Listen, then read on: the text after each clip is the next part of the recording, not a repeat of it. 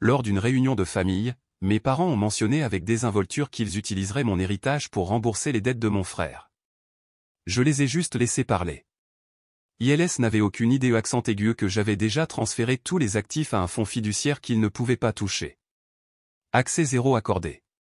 Mon nom est Mélissa, j'ai 36 ans et je n'aurais jamais cru devoir protéger mon héritage de ma propre famille. Lorsque ma grand-mère Éléonore est décédée, elle m'a laissé des biens substantiels. Lors de notre réunion de famille le mois dernier, mes parents ont annoncé avec désinvolture qu'ils utiliseraient tout cela pour éponger les dettes de jeu de mon frère Théo. Ils n'avaient aucune idée que j'avais déjà transféré tout l'argent vers un fonds fiduciaire auquel ils ne pouvaient pas toucher, leur visage quand je leur ai dit, c'était inestimable. Avant de continuer mon histoire, j'aimerais savoir d'où vous regardez, laissez votre localisation dans les commentaires, cliquez sur le bouton j'aime et abonnez-vous si vous voulez plus d'histoires sur la façon de résister à la manipulation familiale. Croyez-moi, ce qui s'est passé ensuite vous montrera exactement pourquoi fixer des limites avec sa famille est parfois la chose la plus importante que vous puissiez faire. Le message de ma mère est arrivé un mardi après-midi, alors que je terminais avec un client dans mon cabinet de conseil financier au centre-ville de Paris, réunion de famille ce week-end. Sujets importants à discuter. Soit à la maison à 15h samedi. Aucune explication supplémentaire, aucun contexte, juste la performance habituelle de Marthe Lefebvre. J'ai senti ce nœud familier se former dans mon estomac, dans notre famille, les réunions importantes avaient toujours été un code pour Théo a besoin de quelque chose et tu dois l'aider. Mon jeune frère avait été l'enfant chéri depuis l'enfance, mes parents se précipitant pour résoudre chaque problème qu'ils rencontraient, tandis que je devais être la personne responsable et autonome qui finirait par nettoyer les dégâts de tout le monde. Une autre urgence familiale, a demandé Véronique, appuyée contre l'encadrement de la porte de mon bureau, ma meilleure amie depuis l'université et maintenant ma partenaire commerciale, elle pouvait lire mes expressions mieux que quiconque, apparemment. J'ai soupiré, lui montrant le message, tu paries que c'est encore à propos de Théo ? Pas de pari, a-t-elle ri sèchement. Qu'est-ce que c'est cette fois ? Une autre entreprise ratée ? Le divorce numéro 3 ? Des problèmes fiscaux ? Je me suis frotté les tempes, sentant un mal de tête se former. Je ne sais pas, mais c'est assez important pour une convocation officielle. Ce qui rendait ce moment particulièrement suspect, c'est qu'il s'était écoulé 18 mois depuis le décès de ma grand-mère Éléonore. Mamie Éléonore avait été mon roc, la seule personne de la famille qui me comprenait vraiment. Alors que mes parents gâtaient Théo, elle m'avait prise sous son aile, m'enseignant l'indépendance financière et le respect de soi. Sa succession était substantielle, une belle propriété historique en Dordogne, un portefeuille d'investissement diversifié qu'elle avait construit pendant des décennies, et une collection d'objets de famille, y compris des bijoux datant de plusieurs générations. Le processus d'héritage avait été lent, en partie à cause de la complexité de sa succession et en partie à cause de certaines stipulations inhabituelles dans son testament. Mais les distributions finales étaient prévues pour le mois prochain, et soudain mes parents voulaient une réunion de famille importante. Tu sais, a dit Véronique prudemment, j'ai entendu des choses sur Théo par la vigne. Catherine de la société d'investissement a mentionné l'avoir vu au casino du parc plusieurs fois le mois dernier. Cela a attiré mon attention. Théo joue encore ? Véronique a hoché la tête. Apparemment, il y a été presque tous les soirs, et pas aux tables à petite mise. Un frisson m'a parcouru. Théo avait eu des problèmes de jeu dans la vingtaine, dilapidant son fonds fiduciaire avant que nos parents ne le tirent d'affaire. Il était censé avoir la situation sous contrôle, mais l'addiction disparaît rarement. Ce soir-là, au lieu de préparer mes réunions clients du lendemain, je me suis retrouvé à fouiller dans de vieux documents financiers familiaux. En tant que conseillère financière et seul membre de la famille ayant un quelconque sens financier, j'avais des copies de la plupart des documents familiaux importants, mamie Éléonore avait insisté. Ce que j'ai découvert dans ces dossiers financiers a tout changé. Au moment où j'ai franchi la porte de cette réunion de famille, j'avais 10 longueurs d'avance sur leur plan de me voler sans vergogne. Grandir dans le foyer Lefebvre signifiait comprendre son rôle très tôt. Le mien était d'être la fille responsable et pondérée qui ne causait jamais de problème. Théo, 2 ans plus jeune, était le fils charmant qui ne pouvait rien faire de mal. Quand j'obtenais des A à mon bulletin, c'était reconnu d'un hochement de tête. Quand Théo réussissait à avoir des C au lieu de D, il y avait des célébrations et des récompenses. Tu n'as pas besoin d'éloges, Mélissa, disait ma mère, Marthe, tu es naturellement douée à l'école. Théo doit travailler plus dur. Cette logique s'étendait à tout, je n'avais pas besoin d'attention parce que j'étais autonome, Théo avait besoin d'un soutien constant parce qu'il avait des difficultés. mon salut est venu sous la forme de ma grand-mère Éléonore, la mère de mon père, une veuve qui avait géré l'entreprise de fabrication de son défunt mari pendant 20 ans après sa mort. Elle a reconnu en moi quelque chose que mes parents négligeaient. Tu as le sens des chiffres et une force qu'ils ne voient pas, me disait-elle lors d'une de nos visites de week-end quand j'avais 12 ans. Ils sont tellement occupés à regarder ce dont Théo a besoin qu'ils ne voient pas ce que tu as à offrir. Mamie Éléonore est devenue mon mentor. Pendant que mes parents emmenaient Théo à des matchs de sport et au cinéma, elle m'emmenait au bureau de son conseiller en investissement et m'apprenait à lire des états financiers. Quand j'ai eu 16 ans, elle m'a aidé à ouvrir mon premier compte d'investissement avec de l'argent que j'avais gagné en donnant des cours à des camarades de classe. L'indépendance financière, c'est la liberté, disait-elle. Apprends à gérer l'argent et tu ne seras jamais à la merci de personne. J'ai pris ces leçons à cœur, me spécialisant en finance et obtenant ensuite mon MBA et mes certifications de conseillère financière. Pendant ce temps, Théo a abandonné 3 universités différentes avant que nos parents ne cessent finalement de payer les frais de scolarité. Au lieu de cela, ils ont financé une série d'entreprises, un bar sportif qui a fermé en 8 mois, une société de développement d'applications qui n'a jamais développé un seul produit viable, et un service de location de voitures de luxe qui a d'une manière ou d'une autre perdu 6 chiffres avant de faire faillite. Après chaque échec, il y avait une réunion de famille. Mes parents expliquaient que Théo avait juste besoin d'une chance de plus et que les familles devaient se soutenir mutuellement. Ces réunions se terminaient inévitablement par mes parents restructurant les actifs familiaux ou contractant des prêts sur leurs propriétés pour renflouer Théo. Ton frère a de grands rêves, disait mon père, Richard Lefebvre, sur la défensive quand je remettais en question ses décisions. Il a juste eu de la malchance. Ce n'était pas de la chance, c'était de l'incompétence combinée à un sentiment d'avoir droit à tout. Théo s'attendait au succès sans effort et au sauvetage sans conséquence. Le schéma s'est poursuivi dans la trentaine. J'ai bâti un cabinet de conseil financier prospère, je me suis marié à Nicolas, un développeur de logiciels qui a immédiatement compris la dynamique de ma famille, et j'ai finalement divorcé quand nos carrières nous ont entraînés dans des directions différentes. Tout au long de cela, j'ai maintenu mon indépendance financière, comme mamie Éléonore me l'avait enseigné. Théo, quant à lui, enchaînait les emplois, les relations et l'argent comme s'ils étaient jetables. À 34 ans, il avait 2 mariages ratés, de multiples défauts de paiement de cartes de crédit et une réputation dans les milieux d'affaires de Paris comme quelqu'un à éviter de fréquenter. Lorsque mamie Éléonore est tombée malade d'un cancer il y a 3 ans, c'est moi qui l'ai installée dans ma chambre d'amis et qui ai coordonné ses soins. Mes parents venaient occasionnellement, et Théo s'est montré exactement 2 fois, les 2 fois pour lui demander de l'argent alors qu'elle était sur son lit de mort. Pendant l'un de ces derniers jours lucides, mamie Éléonore m'a tenu la main et m'a dit quelque chose que je n'oublierai jamais, « J'ai tout arrangé pour te protéger, Mélissa » a-t-elle chuchoté, sa voix autrefois forte maintenant frêle. La majeure partie de ma succession te reviendra, non pas parce que je t'aime plus, mais parce que tu es la seule qui comprend sa valeur au-delà de l'argent. Elle m'a fait promettre d'utiliser l'héritage de manière réfléchie, de maintenir la propriété de la Dordogne où 4 générations de notre famille avaient passé leurs étés, de poursuivre la fondation caritative qu'elle avait établie, et de préserver les objets de famille pour les générations futures. Tes parents ne comprendront pas ma décision, a-t-elle prévenu. Ils essaieront de te convaincre de tout partager équitablement, quelles qu'en soient les conséquences. Tiens bon.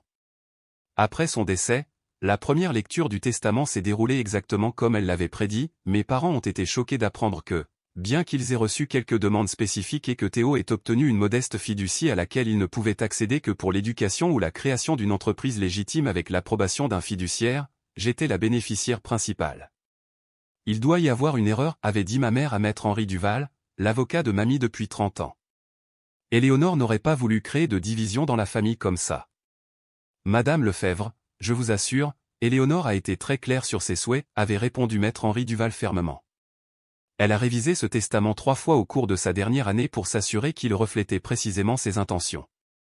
Au cours des 18 mois qui ont suivi, il y a eu une pression constante, des commentaires subtils lors des dîners de famille sur ce que mamie aurait voulu, des emails avec des liens vers des articles sur les frères et sœurs partageant équitablement les héritages, des questions précises sur la date de liquidation de la succession. J'avais maintenu mes limites poliment mais fermement, honorant ma promesse à mamie Éléonore. La propriété de la Dordogne était en cours de restauration selon les normes de conservation historique, le portefeuille d'investissement restait intact, les portions spécifiées des revenus allant à la fondation, les objets de famille étant correctement catalogués et assurés. Nicolas m'avait appelé la semaine dernière, l'une de nos conversations de suivi occasionnel depuis le divorce. Comment va la situation de l'héritage, avait-il demandé. Toujours sous pression des vautours? Nicolas, j'ai réprimandé, bien que je ne puisse m'empêcher de rire, c'est toujours ma famille. La famille n'essaie pas de te séparer de ce qui t'appartient de droit, avait-il répondu. Ta grand-mère savait exactement ce qu'elle faisait. Elle protégeait son héritage de leur mauvaise gestion. Après avoir raccroché, j'ai réfléchi à quel point Nicolas et mamie avaient eu raison. Le mois dernier seulement, j'ai découvert que mes parents avaient d'une manière ou d'une autre accédé à des informations sur les comptes de la succession qu'ils n'auraient pas dû avoir, de petites incohérences dans les relevés, des questions qu'ils posaient qui révélaient des connaissances qu'ils ne devraient pas posséder. Quelque chose n'allait pas, et avec une réunion de famille imminente, je devais savoir ce qui se passait réellement. Le lendemain de la réception du message de ma mère, j'ai appelé le bureau de Maître Henri Duval et j'ai pris un rendez-vous urgent.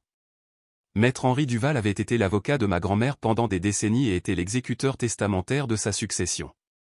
Si quelqu'un savait ce qui se passait en coulisses, ce serait lui. Son bureau se trouvait dans l'un des bâtiments historiques de Paris, tout en bois poli et en meubles en cuir qui était là depuis la fondation du cabinet dans les années 1890. Maître Henri Duval, maintenant septuagénaire, avec des cheveux argentés et des yeux bleus perçants, m'a accueilli avec une expression préoccupée. « Mélissa, j'étais justement sur le point de vous appeler, a-t-il dit après que sa secrétaire nous ait apporté du café. Il y a eu des demandes inhabituelles concernant la succession de votre grand-mère. De la part de mes parents, ai-je demandé, bien que je connaisse déjà la réponse. Il a hoché la tête. Votre père a demandé des copies de tous les relevés de compte et des titres de propriété. Il a prétendu que vous lui aviez demandé de tout examiner avant la distribution finale, ce que je n'ai absolument pas fait, ai-je clarifié. J'ai supposé que c'était le cas, c'est pourquoi je n'ai pas fourni les documents. Maître Henri Duval a ouvert un dossier sur son bureau. Cependant, j'ai remarqué une activité de compte préoccupante dont je voulais discuter avec vous. Il m'a montré des relevés indiquant que quelqu'un avait tenté d'accéder au compte d'investissement en utilisant le mot de passe secondaire qui avait été établi pendant la maladie de mamie. Il y avait aussi des demandes à la société de gestion immobilière de la Dordogne concernant les valeurs d'estimation et les procédures de vente potentielles. Je ne comprends pas, ai-je dit, bien qu'une sensation de malaise dans mon estomac suggérait que je comprenais. Pourquoi quelqu'un chercherait-il à vendre la propriété? Mamie voulait spécifiquement qu'elle reste dans la famille. Maître Henri Duval a eu l'air mal à l'aise. Votre père a mentionné quelque chose concernant une restructuration financière familiale qui serait plus avantageuse compte tenu des circonstances actuelles. Il a insinué que cela était discuté avec toutes les parties. C'est la première fois que j'en entends parler, ai-je dit, ma voix tendue. À quelles circonstances actuelles fait-il référence? Maître Henri Duval a hésité. Ce n'est pas à moi de spéculer, mais il a mentionné des obligations familiales importantes qui devaient être réglées avant la distribution de l'héritage. Théo, ai-je dit catégoriquement. C'est à propos de Théo. Maître Henri Duval n'a pas confirmé ni nié, maintenant sa discrétion professionnelle, mais son expression m'a tout dit. Je l'ai remercié pour sa vigilance et lui ai demandé de continuer à empêcher l'accès non autorisé à la succession. Puis j'ai fait mon prochain arrêt, le bureau de Didier Moreau, le comptable de la famille qui gérait les finances de mes parents et de Théo depuis des années. Didier Moreau était moins discret que Maître Henri Duval. Après que je l'ai pressé sur les activités récentes, écoutez, je suis pris entre deux feux ici, a-t-il dit nerveusement, rangeant des papiers sur son bureau. Vos parents m'ont demandé de ne pas en discuter avec vous avant votre réunion de famille. Didier, ce sont les biens de ma grand-mère dont nous parlons, lui ai-je dit. J'ai le droit de savoir si quelque chose se passe. Il a soupiré lourdement. Théo a des problèmes, Mélissa, de sérieux problèmes. Des dettes de jeu. Je suppose. Didier Moreau a eu l'air surpris. Vous saviez? Je m'en doutais. Combien? Plus de 300 000 € à des créanciers très désagréables, a-t-il baissé la voix. Des gens qui n'envoient pas seulement des avis de recouvrement, si vous voyez ce que je veux dire. Le montant m'a stupéfié. Et laissez-moi deviner, mes parents veulent utiliser mon héritage pour le renflouer encore une fois. L'expression mal à l'aise de Didier Moreau l'a confirmé. Ils m'ont demandé de préparer des projections financières pour utiliser les actifs les plus liquides de la succession afin de liquider ces dettes immédiatement après la distribution. Quels actifs exactement? Il m'a montré à contre-cœur leur plan, liquider le portefeuille d'investissement, prendre une hypothèque sur la propriété de la Dordogne, et vendre les pièces les plus précieuses de la collection de bijoux. En substance, il prévoyait de démanteler tout ce que Mamie et Léonore avaient spécifiquement voulu préserver. Ont-ils déjà fait ça avant, ai-je demandé.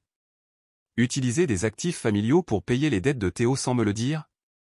Didier Moreau avait l'air encore plus mal à l'aise. Vos parents ont refinancé leur maison 2 fois pour couvrir les pertes de jeux précédentes de Théo, et il y a 3 ans, ils ont vendu une partie de la collection de pièces de mon grand-père qui était censée être détenue en fiducie pour vous et Théo. Cette collection nous avait été promise depuis l'enfance. Je n'avais jamais reçu ma part et j'avais supposé qu'elle était toujours en entrepôt. Après avoir quitté le bureau de Didier Moreau, je suis allé directement chez mes parents, sachant qu'ils seraient à leur partie de bridge hebdomadaire. J'avais toujours une clé de l'époque où je surveillais la maison pendant leur voyage d'hiver sur la Côte d'Azur. Ce que j'étais sur le point de faire n'était pas strictement éthique, mais je devais connaître la vérité. Dans le bureau de mon père, j'ai trouvé des dossiers étiquetés restructuration de la fiducie familiale contenant des brouillons de documents pour une nouvelle fiducie familiale qui consoliderait tous les actifs d'Éléonore sous le contrôle de mes parents en tant que fiduciaire.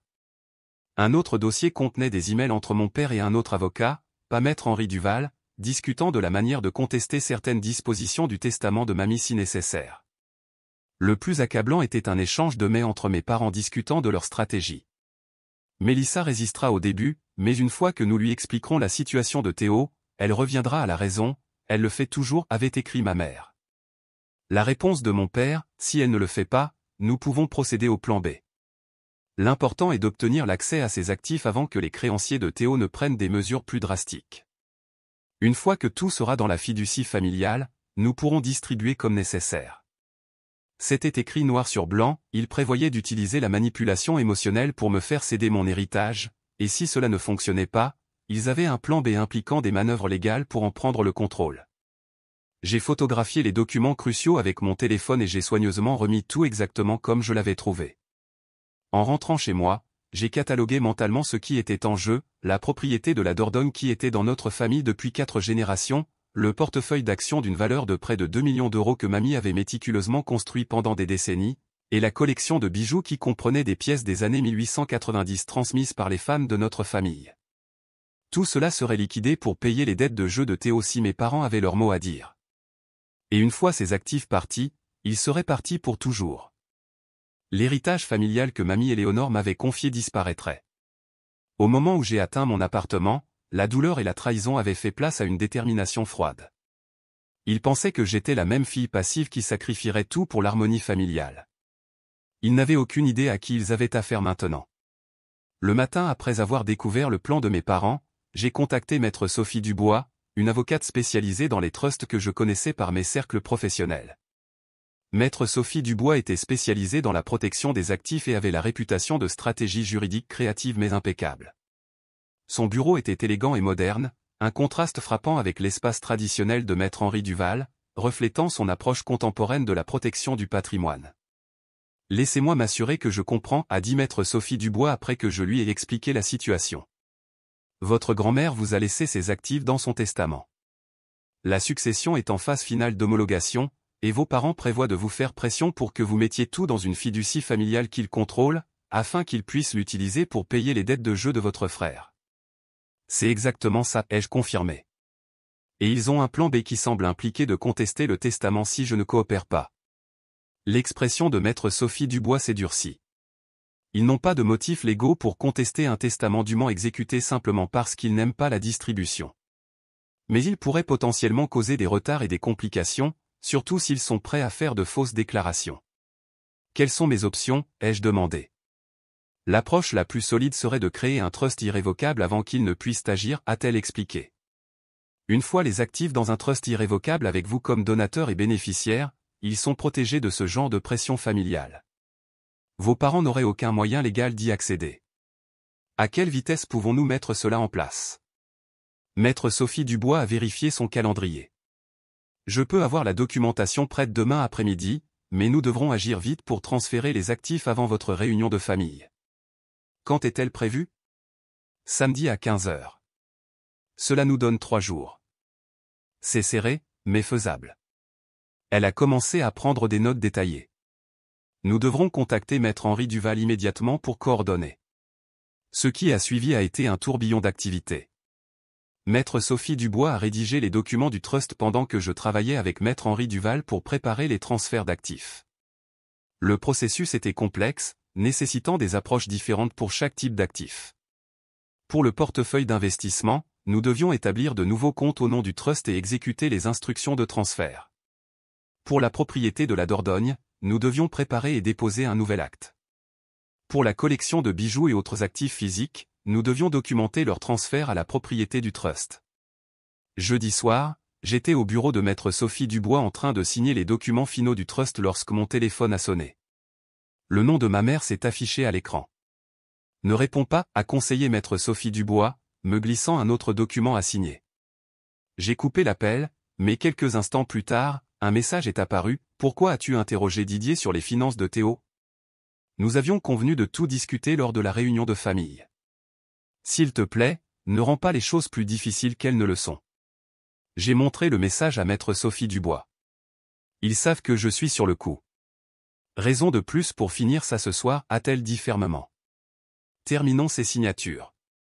Vendredi après-midi, les comptes d'investissement avaient été transférés avec succès au trust. Maître Henri Duval avait accéléré le dépôt de l'acte de propriété pour la maison de la Dordogne.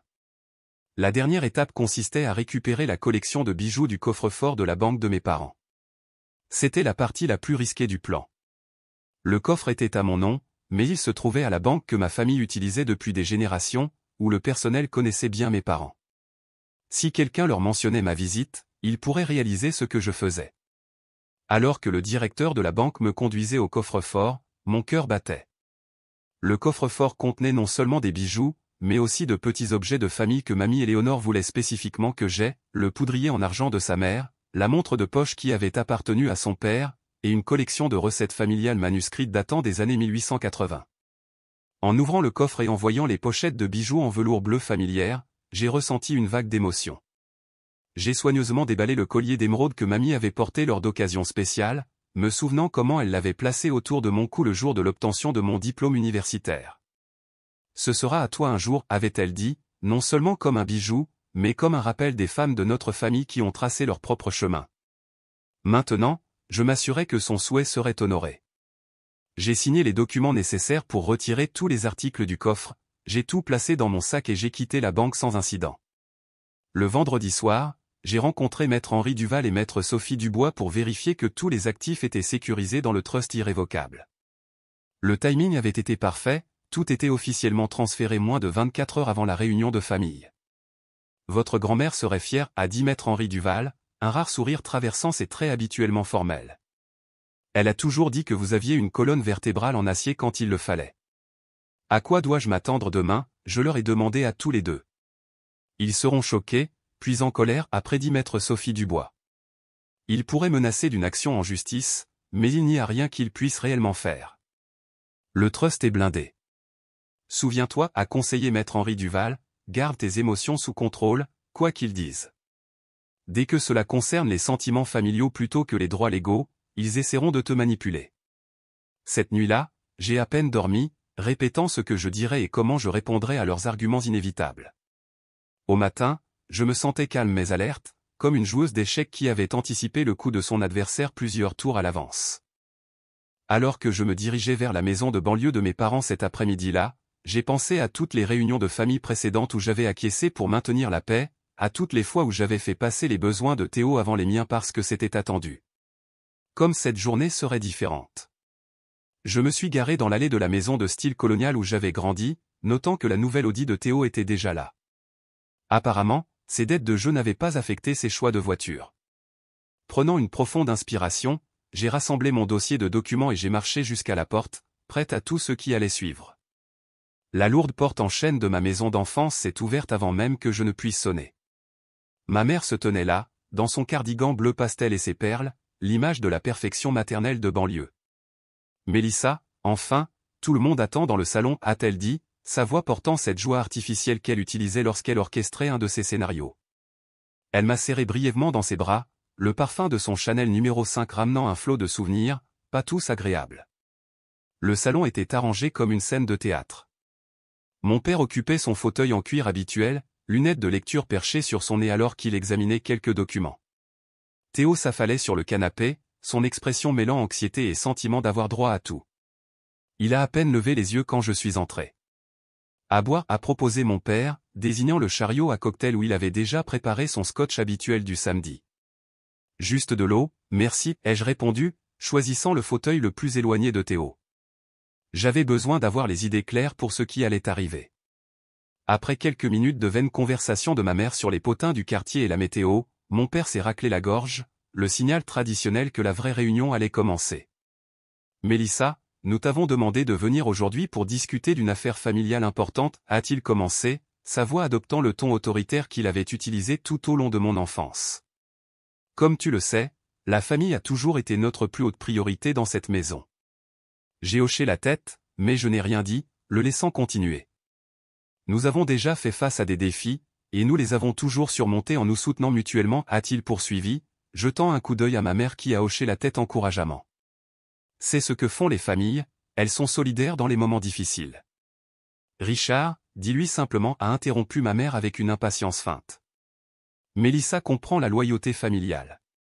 Mon père a ajusté ses lunettes. Ton frère a récemment connu quelques revers financiers. Théo s'est agité inconfortablement sur le canapé mais est resté silencieux.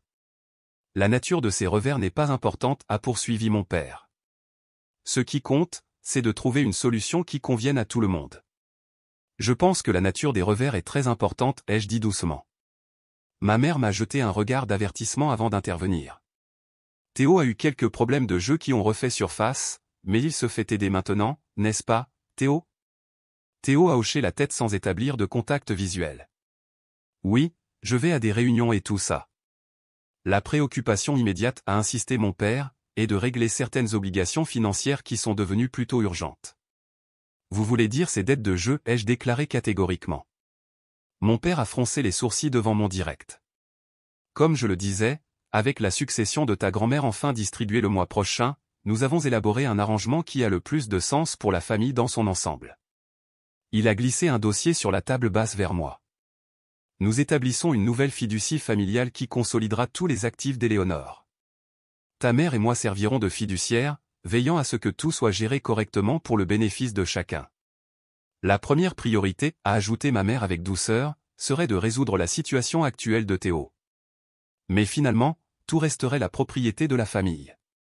C'est ce que votre grand-mère aurait voulu. Je n'ai pas touché le dossier. Est-ce que... Mon père a continué comme si je n'avais pas parlé. Maître Henri Duval a été peu coopératif avec nos demandes, ce qui a été décevant, mais notre avocat nous assure que ce nouvel arrangement est légalement solide. Nous n'avons besoin que de votre signature sur ces documents. Il a sorti un stylo et me l'a tendu avec attente. Le silence s'est étiré alors que je ne faisais aucun mouvement pour le prendre. Théo a finalement levé les yeux, son expression s'assombrissant. Signe juste les papiers, Mélissa. Ne rends pas ça plus compliqué que nécessaire. Toujours, je n'ai rien dit. Peut-être ne comprenez-vous pas la gravité de la situation, a dit ma mère, sa voix se faisant plus dure. Théo doit de l'argent à des gens très dangereux. Il ne s'agit pas seulement d'argent. Combien, ai-je demandé. Mes parents ont échangé des regards. 327 000 €, a finalement admis mon père. Plus 80 000 € au fisc, a ajouté ma mère à contre-cœur. Et le prêt de l'oncle Thomas, a marmonné Théo. Donc plus de 400 000 € au total, ai-je résumé. Que vous comptez payer en utilisant mon héritage? Les actifs de la famille, a corrigé mon père sèchement. La succession d'Éléonore appartient à la famille. En fait, non, ai-je répondu calmement. Mamie Éléonore a été très précise sur ses souhaits, la propriété de la Dordogne doit être préservée pour les générations futures, le portefeuille d'investissement doit continuer à financer sa fondation, les objets de famille doivent être protégés, pas vendus. Ce n'était que des sentiments généraux, pas des exigences légales, a écarté ma mère. Le testament vous donne la propriété technique, mais Éléonore a toujours voulu que ses actifs profitent à toute la famille. Et renflouer les dettes de jeu de Théo profite à la famille comment exactement, ai-je demandé. Théo a frappé la table basse de sa main. Pour l'amour de Dieu, Mélissa, ils essaient de m'empêcher de me faire briser les jambes ou pire. C'est ce que tu veux voir? Un frère blessé parce que tu es égoïste? Ça suffit, a dit mon père sèchement, bien qu'il ne soit pas clair s'il s'adressait à moi ou à Théo. Il a pris une profonde inspiration et a essayé une approche différente. Mélissa, nous comprenons que ce n'est pas l'idéal, mais c'est temporaire. Une fois que Théo sera de nouveau sur pied, la fiducie détiendra toujours tous les actifs pour le bénéfice futur de chacun. Nous vous avons beaucoup aidé au fil des ans, a ajouté ma mère, bien que nous sachions tous que ce n'était pas vrai. Maintenant, c'est à votre tour d'aider votre frère. J'ai regardé chacun de leurs visages, la confiance sévère de mon père, l'inquiétude manipulatrice de ma mère, le sentiment d'avoir droit à tout désespéré de Théo. Ils étaient si certains de la façon dont cela se déroulerait, si sûrs que je finirais par céder, comme je l'avais toujours fait auparavant. Je pense qu'il y a quelque chose que vous devriez savoir sur l'héritage de grand-mère, ai-je finalement dit. Depuis hier, ai-je poursuivi, soutenant fermement chacun de leurs regards, tous les actifs de la succession de mamie Éléonore ont été transférés à un trust irrévocable avec moi comme donateur et bénéficiaire. La propriété de la Dordogne, le portefeuille d'investissement et tous les objets de famille sont maintenant légalement protégés. Aucun de vous ne peut y toucher. Le silence qui a suivi a été absolu. La bouche de ma mère s'est ouverte et fermée sans un son. Le visage de mon père a rougi d'une dangereuse nuance de rouge. Théo m'a regardé comme si j'avais soudainement commencé à parler une langue étrangère. Ce n'est pas possible, a finalement dit mon père. La succession est toujours en phase d'homologation. Homologation finale, ai-je corrigé. Maître Henri Duval a accéléré les dernières distributions à ma demande, et Maître Sophie Dubois m'a aidé à établir le trust immédiatement après. Maître Sophie Dubois, a répété ma mère. Tu nous as trahis en allant voir un autre avocat. Tout comme vous m'avez trahi en allant voir un autre avocat pour tenter de contester le testament de mamie, ai-je répliqué. Oui, je connais le plan B. L'expression de mon père a tout confirmé. Tu n'avais pas le droit de faire ça. J'avais tous les droits, ai-je répondu. Ce sont mes biens à protéger, et c'est exactement ce que mamie Éléonore voulait que je fasse. Théo a soudainement bondi, son visage tordu de rage. Égoïste. Tu as la moindre idée de ce que ces gens vont me faire si je ne paie pas? Théo, a haleté ma mère, bien que je ne puisse dire si elle était choquée par son langage ou par la confirmation du danger. Tu as toujours été comme ça, a-t-il poursuivi, faisant maintenant les 100 pas toujours à croire que tu es meilleur que tout le monde, toujours à me juger. La fille parfaite avec sa carrière parfaite qui n'a jamais eu besoin d'aide de personne. Ce n'est pas vrai, ai-je dit. J'ai travaillé pour tout ce que j'ai. La différence, c'est que je n'attends pas que les autres me tirent d'affaire quand je prends de mauvaises décisions. Ma mère s'est levée et est venue s'asseoir à côté de moi, prenant ma main dans la sienne. Sa voix est devenue douce, cajoleuse, le ton qu'elle avait toujours utilisé pour obtenir ce qu'elle voulait. Mélissa, chérie, je comprends que tu sois bouleversée que nous n'en ayons pas discuté plus tôt avec toi, c'était notre erreur. Mais tu vois bien que la vie de Théo est potentiellement en danger. En tant que famille, nous devons nous protéger les uns les autres. J'ai doucement mais fermement retiré ma main de la sienne.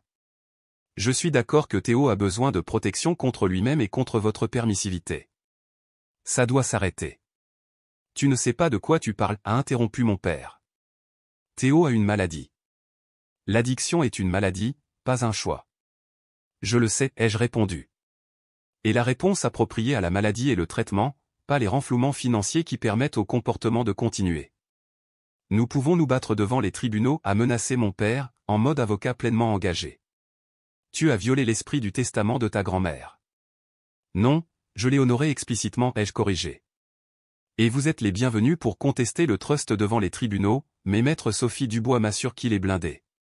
Tout ce que vous accomplirez, c'est dépenser plus d'argent en frais de justice qui pourraient être mieux utilisés pour résoudre le problème réel. Théo s'était déplacé vers la fenêtre, nous tournant le dos, les épaules rigides de tension. Facile à dire, tu n'es pas celle qui aura affaire à Tony et ses gars. À qui as-tu emprunté exactement, Théo, ai-je demandé. Il s'est retourné, son expression un mélange de défi et de peur. Ça a de l'importance? L'argent, c'est l'argent. Ça a de l'importance si ce sont des usuriers ou pire, ai-je répondu. Ce n'est pas juste du jeu, c'est s'impliquer avec des criminels. Ne sois pas si dramatique, a interrompu ma mère. Théo a emprunté à des prêteurs privés quand les banques n'ont pas voulu l'aider. Ce n'est pas l'idéal, mais ce n'est pas le crime organisé. La façon dont elle évitait mon regard me disait qu'elle mentait. Cela ne nous mène nulle part, a dit mon père, son esprit tactique cherchant clairement un nouvel angle. Mélissa, le trust est peut-être irrévocable, mais en tant que bénéficiaire, vous pouvez toujours diriger les distributions. Vous pouvez choisir d'aider votre frère sans démanteler toute la structure. C'est vrai, ai-je reconnu, mais je ne le ferai pas. Alors vous choisissez de mettre des biens et de l'argent au-dessus de la sécurité de votre propre frère, a dit ma mère, sa voix se durcissant. Je n'aurais jamais pensé que vous pouviez être si froide. Je choisis de mettre fin à un schéma destructeur, les jeux corrigés, un schéma que toi et papa avez permis pendant des décennies. N'ose pas nous blâmer pour ça, a dit mon père, sa voix montant. Nous avons fait tout notre possible pour aider nos 2 enfants à réussir. Non, vous avez fait tout votre possible pour protéger Théo des conséquences, ce qui est très différent de l'aider à réussir. Je me suis levé, ramassant mon sac à main. Je ne vais plus participer à ce cycle. Si tu passes cette porte, a dit ma mère, sa voix tremblante d'une émotion véritable ou d'un effet théâtral, tu tournes le dos à cette famille. Je ne tourne le dos à personne, ai-je répondu. Je refuse simplement de me consumer pour garder tout le monde au chaud. Nous contesterons le trust, a appelé mon père alors que j'atteignais l'embrasure de la porte. Nous allégerons une influence indue, une incapacité mentale de la part d'Éléonore, tout ce que nous pourrons. Tu seras lié au tribunal pendant des années. Je me suis retourné. Et comment exactement cela aidera-t-il Théo avec son problème de dette immédiat? Parce que ces prêteurs privés n'attendent généralement pas que les litiges familiaux soient résolus. Cela l'a momentanément fait taire. Ce n'est pas fini, a dit Théo, sa voix basse et menaçante. Tu te crois si intelligente, mais tu n'as aucune idée de ce que tu fais. J'ai regardé chacun d'eux une dernière fois. Ces personnes qui étaient censées être mon système de soutien, mais qui avaient plutôt essayé de me manipuler et de m'utiliser tout au long de ma vie. Je sais exactement ce que je fais, ai-je dit calmement. Pour la première fois, j'honore les souhaits de mamie Éléonore et mes propres limites en même temps. Alors que je marchais vers ma voiture, j'ai entendu Théo crier des obscénités depuis l'embrasure de la porte. Ma mère a appelé mon nom à plusieurs reprises, sa voix passant de la colère à la supplication. Mon père est resté silencieux, ce qui était d'une certaine manière plus déconcertant que leurs éclats émotionnels. Une fois dans ma voiture, le sang-froid que j'avais maintenu tout au long de la confrontation a finalement craqué. Mes mains tremblaient alors que je serrais le volant et les larmes ont brouillé ma vision. J'avais anticipé leur réaction logiquement, mais la réalité émotionnelle de tenir tête à toute ma famille m'a frappé avec une force inattendue. J'ai conduit jusqu'à un parc voisin, me suis garé dans un endroit isolé et me suis finalement permis de pleurer, pour la famille que j'aurais souhaité avoir, pour la grand-mère qui avait essayé de me protéger, et pour le frère qui ne trouverait peut-être jamais son chemin vers la guérison. Alors que j'étais assise là, essayant de me ressaisir, mon téléphone a sonné avec un numéro inconnu. Pensant que c'était maître Sophie Dubois pour des nouvelles, j'ai répondu. Mélissa, c'est Thomas Lefebvre, ton oncle, le frère aîné de mon père, que je n'avais pas vu depuis plus de 15 ans. Comment avait-il même mon numéro? Oncle Thomas, ai-je dit, confuse. Comment avez-vous? Maître Henri Duval m'a contacté, a-t-il interrompu. Il pensait que j'aurais des informations qui pourraient vous aider à comprendre ce qui se passe réellement avec vos parents et Théo. Nous devons nous parler en personne. Il y a plus que ce que vous savez dans cette situation. J'ai rencontré l'oncle Thomas le lendemain matin dans un café tranquille du centre-ville de Paris. Je le reconnaissais à peine.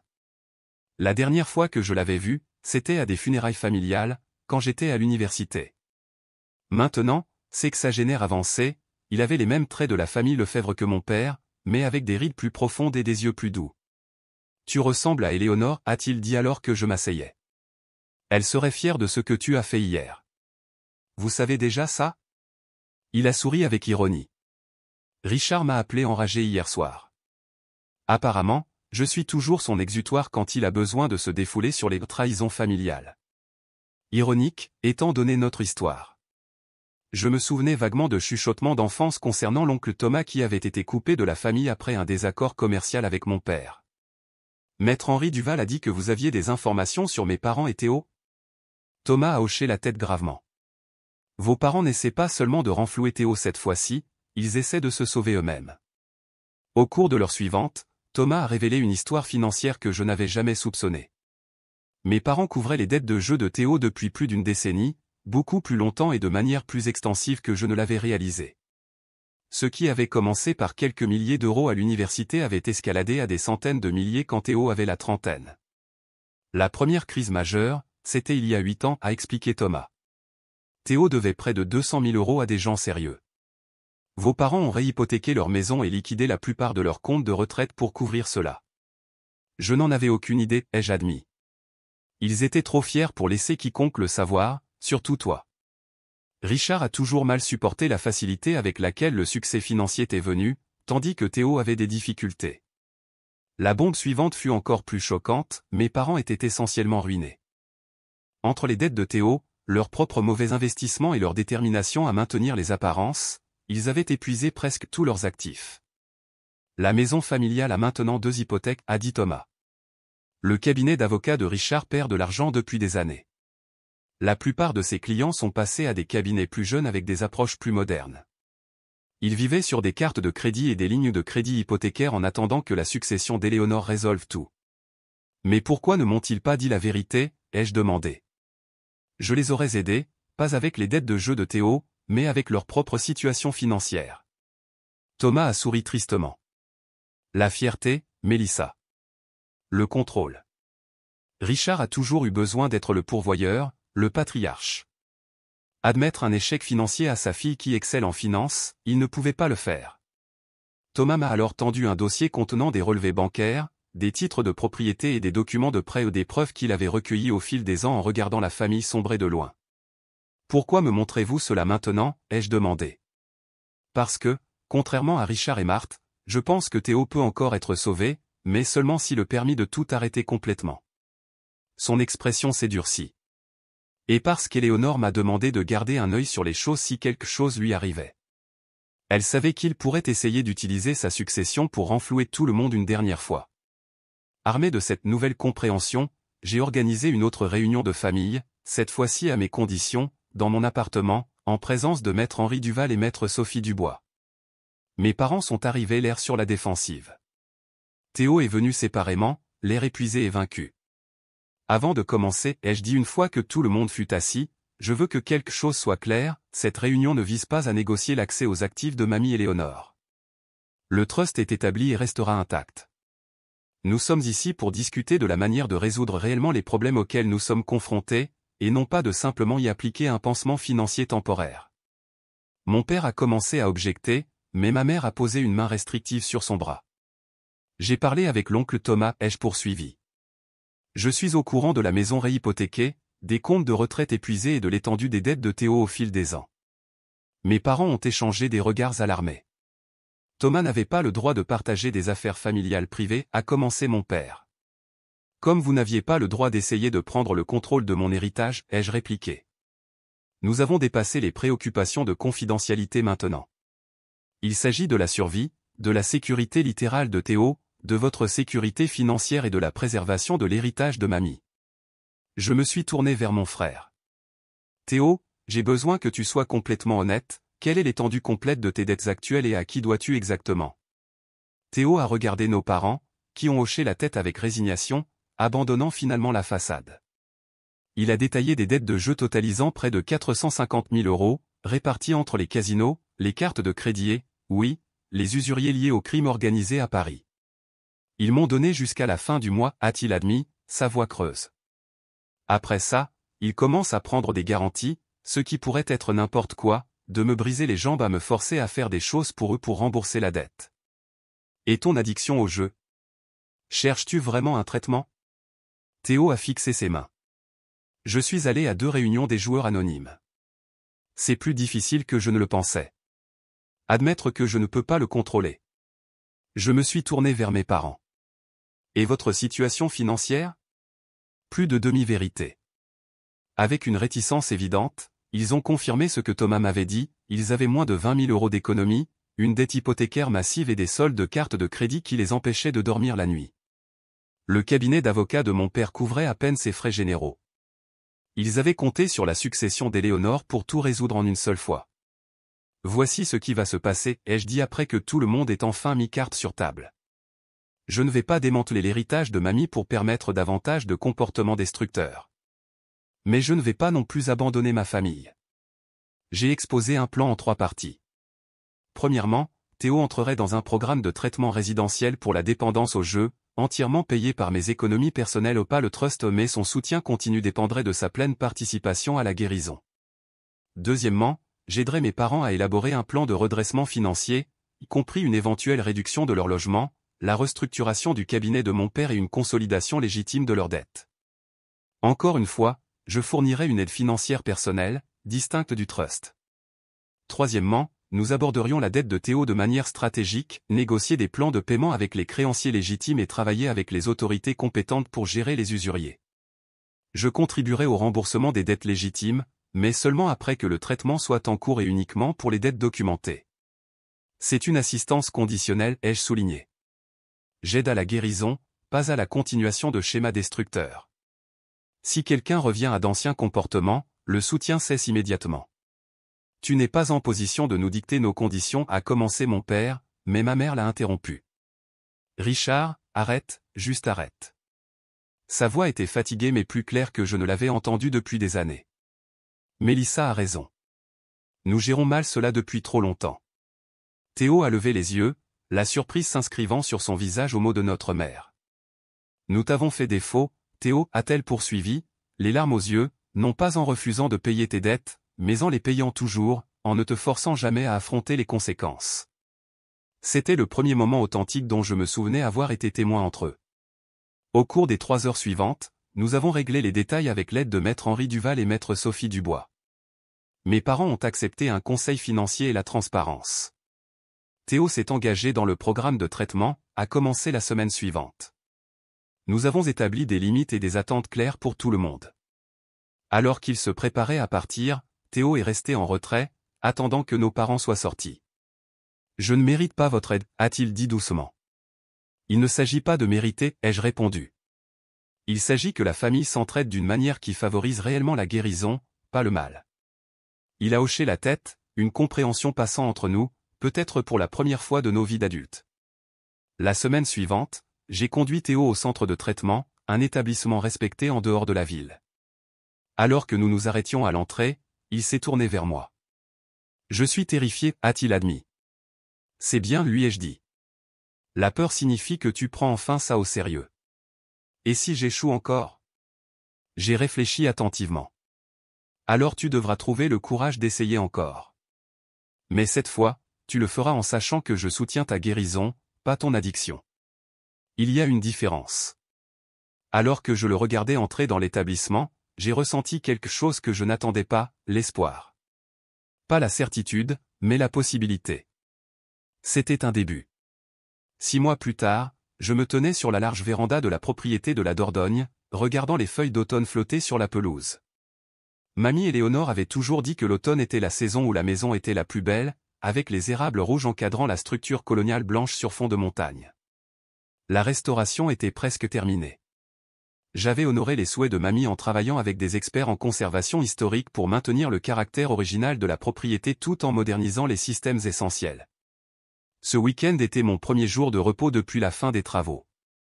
Mon téléphone a vibré avec un message de Véronique. « Comment se passe la solitude ? Prête pour des visites ?» J'ai souri en répondant « Peut-être le week-end prochain. » Toujours en train de tout digérer. Et il y avait beaucoup à digérer. Les 6 derniers mois avaient été un voyage d'établissement de nouvelles limites et de reconstruction de relations sur des bases plus saines. Théo avait terminé le programme résidentiel de 90 jours et vivait maintenant dans une maison de transition pour la réadaptation tout en assistant à des réunions quotidiennes des JA. Il avait trouvé un emploi dans une jardinerie locale, un travail modeste par rapport à ses précédentes entreprises, mais stable et sans stress. Plus important encore, il assumait la responsabilité de sa guérison, un jour à la fois. Mes parents avaient également fait des changements, bien que non sans résistance. Ils avaient finalement vendu la grande maison familiale et déménagé dans un appartement confortable. Mon père avait fusionné son cabinet en difficulté avec un cabinet plus jeune où il travaillait maintenant à temps réduit en tant qu'avocat conseil. Leurs finances étaient encore serrées, mais ils ne se noyaient plus dans les dettes. Nos relations restaient fragiles, il y avait encore des moments tendus et d'anciens schémas qui menaçaient de refaire surface, mais il y avait aussi une nouvelle honnêteté entre nous tous. Mes parents avaient cessé de faire semblant que tout était parfait, et j'avais cessé d'attendre d'eux qu'ils soient des personnes différentes. « Tu les as changés » avait observé Véronique lors de notre dernier déjeuner. Tenir bon les a forcés à grandir. Ils se sont changés eux-mêmes quand ils n'ont plus eu d'alternative, l'avais-je corrigé. J'ai juste refusé d'être l'alternative cette fois. Maintenant, sirotant un café sur la véranda qui avait été témoin de 4 générations de réunions de famille, j'ai réfléchi à ce que cet héritage signifiait vraiment. Oui, il y avait les actifs matériels, la propriété, les investissements, les objets de famille. Mais mamie Éléonore m'avait laissé quelque chose de bien plus précieux, le courage d'établir des limites et la sagesse de reconnaître la différence entre aider et permettre. Une voiture est apparue sur la longue allée, inattendue mais instantanément reconnaissable, la Subaru bleue de Nicolas. Nous étions en contact plus régulier dernièrement, notre amitié renaissant maintenant que les blessures de notre divorce avaient cicatrisé. « J'espère que ça ne te dérange pas cette visite surprise, a-t-il dit en sortant de la voiture. Je roulais vers Périgueux pour une conférence et je me suis souvenu que tu étais ici. Timing parfait, ai-je répondu, sincèrement ravi de le voir. Le café est frais. Alors que nous étions assis sur la véranda à discuter, je me suis retrouvé à partager l'histoire complète des 6 derniers mois, quelque chose que je n'avais fait avec personne d'autre que Véronique. Je suis fier de toi, a dit Nicolas quand j'ai eu fini. J'ai toujours su que tu avais cette force en toi. Ta grand-mère l'a vu aussi. Parfois, je me sens encore coupable, ai-je admis, comme si j'aurais dû faire plus tôt. Tu as fait ce que tu pouvais quand tu étais prête, a-t-il dit simplement. C'est tout ce que n'importe qui peut faire. Plus tard cet après-midi-là, j'ai reçu un appel inattendu de Théo. Je voulais juste prendre des nouvelles, a-t-il dit, sa voix plus stable qu'elle ne l'avait été depuis des années. 6 mois de sobriété aujourd'hui. C'est merveilleux, ai-je dit, sincèrement fier. Comment te sens-tu? Reconnaissant. Effrayé parfois. Mais surtout, juste présent. Il a fait une pause. Je voulais te remercier. Non seulement pour le traitement, mais pour ne pas m'avoir complètement abandonné. Tu aurais été justifié si tu l'avais fait. Ce n'est pas ce que fait la famille, ai-je répondu. La vraie famille se tient mutuellement responsable, mais ne s'abandonne pas. Après avoir raccroché, je suis allé à la bibliothèque, la pièce préférée de mamie Éléonore dans la maison. Je l'avais conservée exactement comme elle l'avait laissée, avec les livres reliés en cuir sur les étagères et sa chaise de lecture près de la fenêtre. Du tiroir du bureau, j'ai sorti une petite boîte contenant le collier d'émeraude qu'elle m'avait promis le jour de ma remise de diplôme. En l'ouvrant, un morceau de papier plié est tombé, une lettre que je n'avais jamais vue auparavant, écrite de la main distinctive de mamie. Ma très chère Mélissa, si tu lis ceci, alors tu as pris possession de la maison de la Dordogne et trouvé cette lettre là où je savais que tu finirais par chercher. Je veux que tu saches que je t'ai laissé ces biens non seulement parce que tu étais la seule qui les protégerait, mais parce que tu étais la seule qui comprenait leur vraie valeur au-delà de l'argent. L'héritage familial ne concerne pas les biens ou les bijoux, il s'agit de valeurs qui perdurent, le courage, l'intégrité, le respect de soi. Tu as tout cela en abondance. Il peut venir un temps où Richard, Marthe et Théo essaieront de réclamer ce que je t'ai laissé. Tiens bon, non pas par égoïsme, mais parce que parfois le plus grand cadeau que nous puissions donner aux autres est de cesser de les protéger des conséquences de leur propre choix. Quoi qu'il arrive, souviens-toi que l'héritage le plus précieux que je pouvais te laisser n'est pas stocké dans des coffres-forts bancaires ou des titres de propriété, c'est la force que je vois en toi, la force de faire des choix difficiles et de vivre avec intégrité, même lorsque c'est douloureux. Tout mon amour, mamie Éléonore. Les larmes ont brouillé ma vision alors que je repliais soigneusement la lettre. Elle avait su depuis le début ce qui pouvait arriver et m'avait préparé non seulement avec des biens, mais avec la sagesse de les protéger. Ce soir-là, j'ai organisé un petit dîner à la maison, mes parents, Théo, Nicolas, Véronique et l'oncle Thomas. C'était la première fois que nous étions tous ensemble depuis la confrontation il y a 6 mois. Il y a eu des moments gênants et d'anciennes tensions juste sous la surface, mais il y a eu aussi des rires et des conversations authentiques. Alors que nous étions assis autour de la table de salle à manger qui avait accueilli les réunions de la famille Lefebvre pendant des générations, j'ai réalisé que cela, cette relation imparfaite, compliquée, en évolution, faisait aussi partie de mon héritage. Non seulement la propriété et les biens que mamie Éléonore m'avait légalement laissés, mais la famille qu'elle avait toujours espéré que nous puissions devenir. Certains héritages ne sont pas stockés dans des coffres-forts bancaires ou des titres de propriété. Les choses les plus précieuses que ma grand-mère m'a laissées étaient son courage et son respect de soi, et ce sont des choses que personne ne pourrait jamais m'enlever. Qu'auriez-vous fait dans ma situation? Auriez-vous protégé votre héritage ou l'auriez-vous partagé avec votre famille malgré leurs intentions? Partagez vos réflexions dans les commentaires ci-dessous. Si vous avez apprécié cette histoire sur la façon de se défendre tout en équilibrant la loyauté familiale, veuillez aimer et vous abonner pour plus d'expériences de la vie réelle. Et rappelez-vous, parfois l'héritage le plus précieux ne se mesure pas en dollars, il se mesure en estime de soi et en courage. Merci d'avoir regardé et que vous trouviez la force de fixer des limites dans vos propres relations quand cela est nécessaire.